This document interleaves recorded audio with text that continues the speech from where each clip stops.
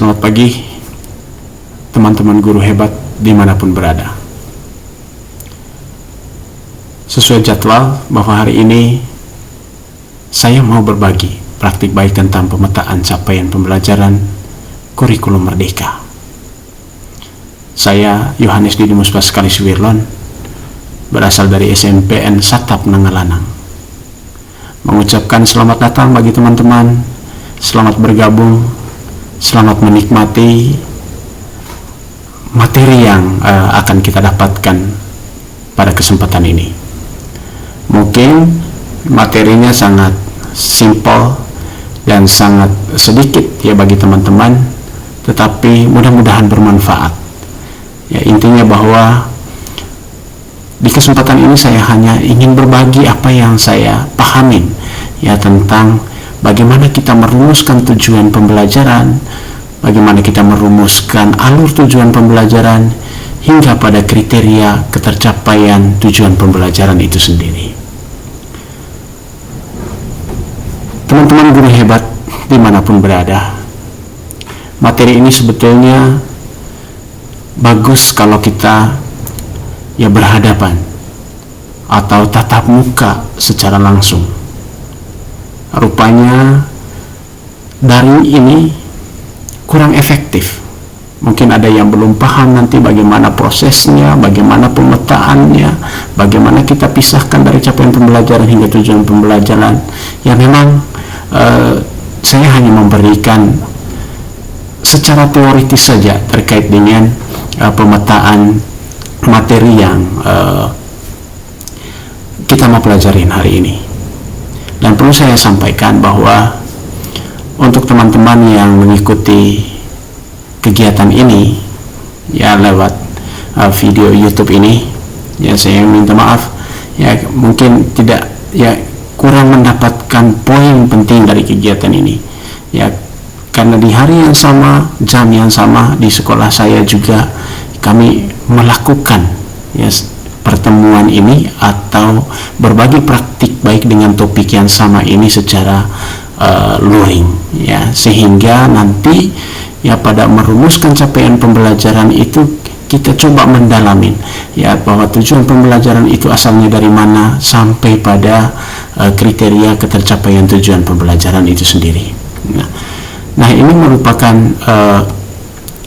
materi yang saya coba ramu ya, bahwa tujuannya itu adalah kita bisa memahami cara merumuskan tujuan pembelajaran, alur tujuan pembelajaran dan KKTP-nya. Jadi ini perencanaan pembelajaran awalnya adalah capaian pembelajaran yang kita terima dari kementerian atau pemerintah, kemudian tujuan pembelajaran kita rumuskan sendiri sampai ATP, KKTP, dan di akhir kita membuat modul ajar. Kemudian perencanaan pembelajaran, aktivitas merumuskan capaian pembelajaran menjadi tujuan pembelajaran dan cara mencapai tujuan pembelajaran tersebut. Memahami tujuan capaian pembelajaran dulu, kemudian bagaimana kita merumuskan tujuan pembelajaran dan seterusnya ya.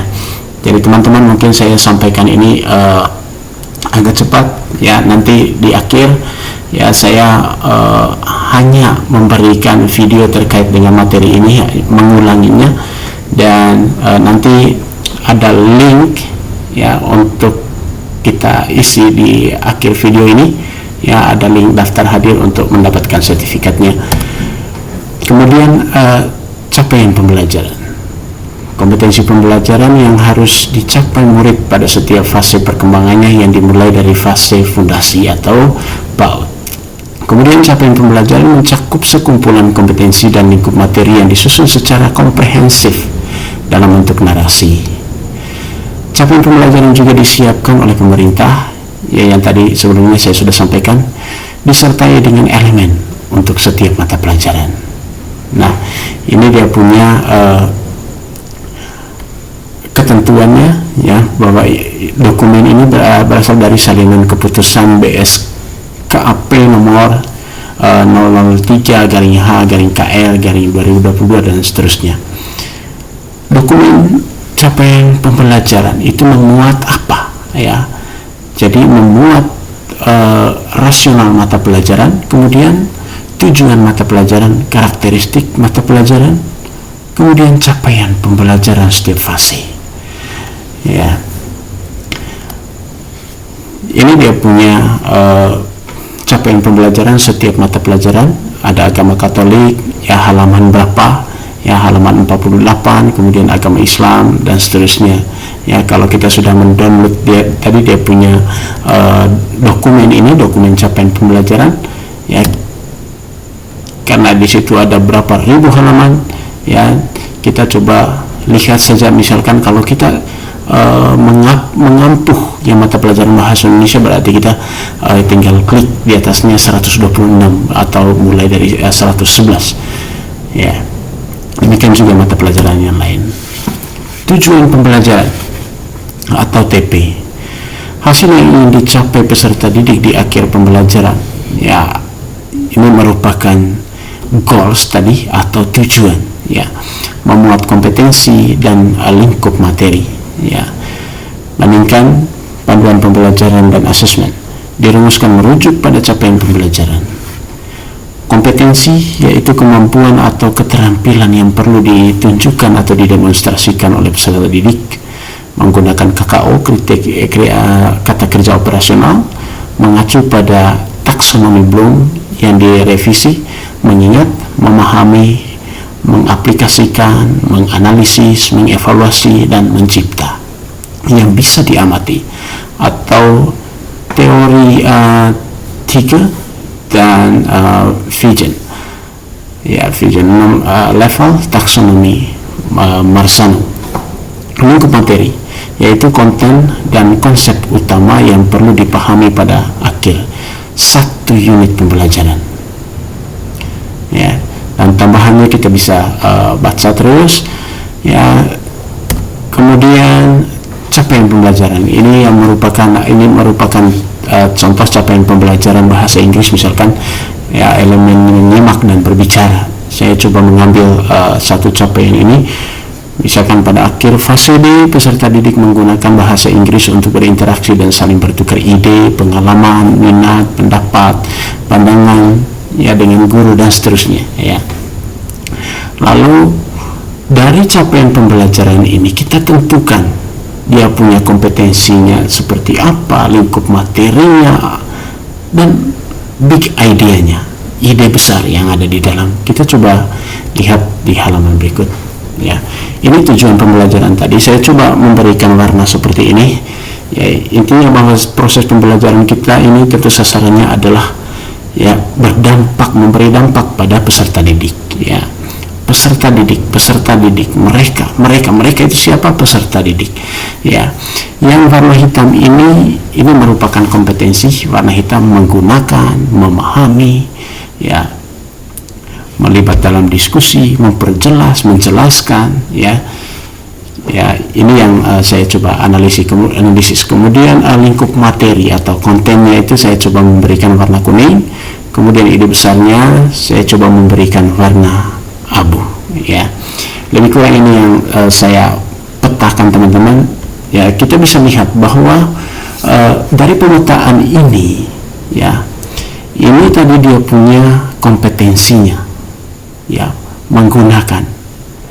Jadi tujuan pembelajaran yang berdasarkan capaian, ya pembelajaran ini, itu kita lihat berapa banyak sih yang kuning ini sesuai dengan banyaknya lingkup materi.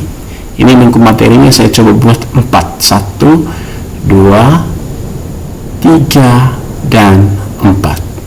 Ya, berdasarkan hal ini, ya kita bisa tahu bahwa tujuan pembelajarannya berarti ada 4. Ya, jika teman-teman yang